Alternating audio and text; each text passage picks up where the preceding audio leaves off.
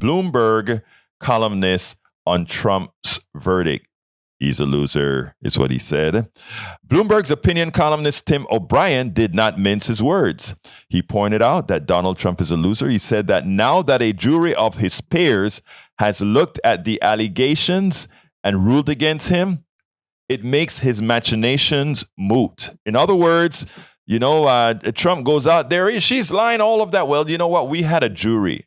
And while juries don't necessarily always get it right, when you have this sort of unanimity, I tell you, this was pretty severe on Trump's side. So nothing he says right now will correct. And for those out there who are still holding firm to believe that this guy walks on water, to believe that this guy did something for our country, to believe that this guy would somehow make the economy have a better economy than what Biden or anybody else has.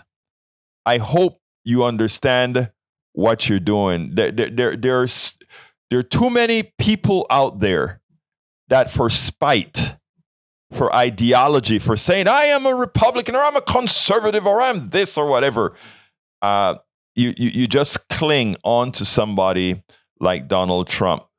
Deep inside, deep inside, the guy's a charlatan.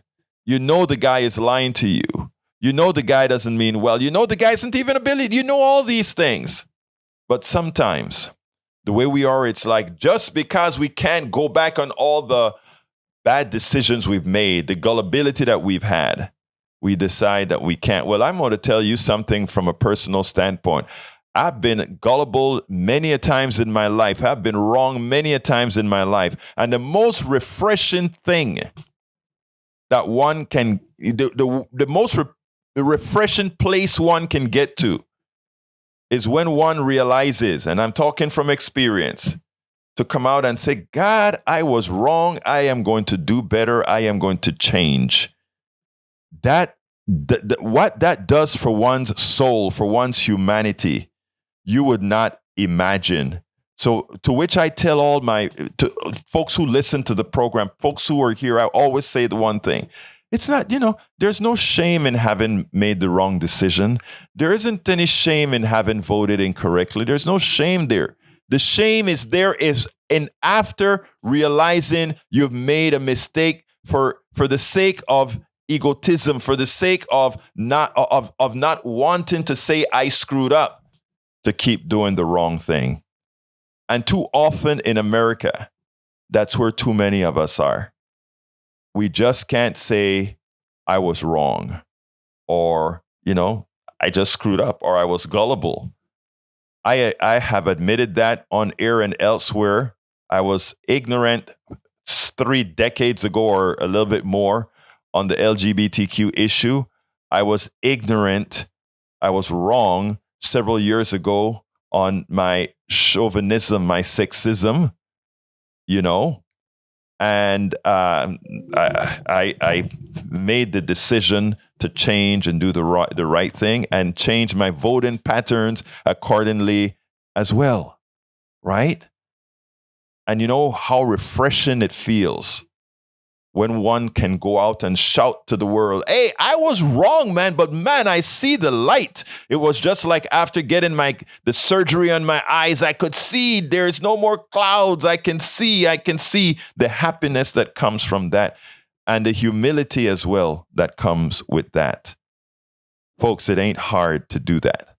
But anyway, so going back, Bloomberg columnist, I love the way he expressed himself on Trump here. I want you to listen to this, and then, as usual, we'll take it on the other side. He is a loser in this case. I don't think he feels any shame or regret. He's incapable of that. He's a deeply damaged man who doesn't feel regret. But he is a loser here, and there's a jury verdict hanging over this. It's no longer someone else's allegations. It's no longer someone else's claims. It's a court case in which he was found guilty as charged. He's a loser here, just like he was in the last presidential election. And the question is, Tim, Are Republicans starting to realize that? I want to share some voices that we heard from today, Republicans on the Hill, their reaction. Yeah. Watch this. What's your reaction to President Trump being found liable in the Eugene Carroll case? I hope the jury of the American people reach the same conclusion about Donald Trump. He just is not suited to be president of the United States. Senator Risch, can I ask you about this news about Donald Trump being indicted, or charged? If you're going to throw support behind a 2024 presidential candidate, does this verdict reached today have any impact on that decision? It doesn't. I'm going to stay neutral. I think it's a factor that gets to his electability. It's not a disqualifier, to Manu's point, at this point, but it's certainly not a check in the plus column. Does it seem, I know I've asked this before, I know there's been countless scandals and I've said, are Republicans going to turn on him? And that hasn't been the case. But does it seem like some Republicans could realize that this verdict is not ideal for a 2024 candidate? Well, Republicans like Mitt Romney, but the fact is that Mitt Romney's always felt this yes, way. and my point is that Lindsey Graham came out in defense of him. I think most Republicans will say Donald Trump was unfairly accused. And he's being unfairly targeted because he's trying to take down the administrative state, and he's looking after the interests of Americans in the heartland, and these are just libs out to get him. But the reality of it is the party of law and order is making excuses for one of the most criminally negligent person to ever occupy the White House. And they don't have the integrity or courage to stand up with him or against him because he still has a sway over about 30% of the Republican base. And that makes him a power play in the primaries, but it doesn't get him a national win as president. And that's the bind the Republicans are in. They don't want to go against him because the political reality is difficult for them in the primaries. That is so true. They don't want to go against him because of the primaries. Why about, you know what I sit back and say all of the times? Why is it that these guys aren't leading, right? In other words, a lot of these Republican candidates, these Republicans, politicians, they know better. They know that it's not only that Trump is toxic. They know that he's bad for the country. They know all these things. But Trump has usurped what Trump has done is he's done the back way and gone directly to to his audience, right? And instead of these people leading, instead of these people saying, let's go ahead and take a leadership role in informing our constituency, what they do is the easiest thing, and that is, well, all the people, they like Trump. I am not going to take the risk and speak out against Trump because they're going to get mad at me. And if they get mad at me, I lose.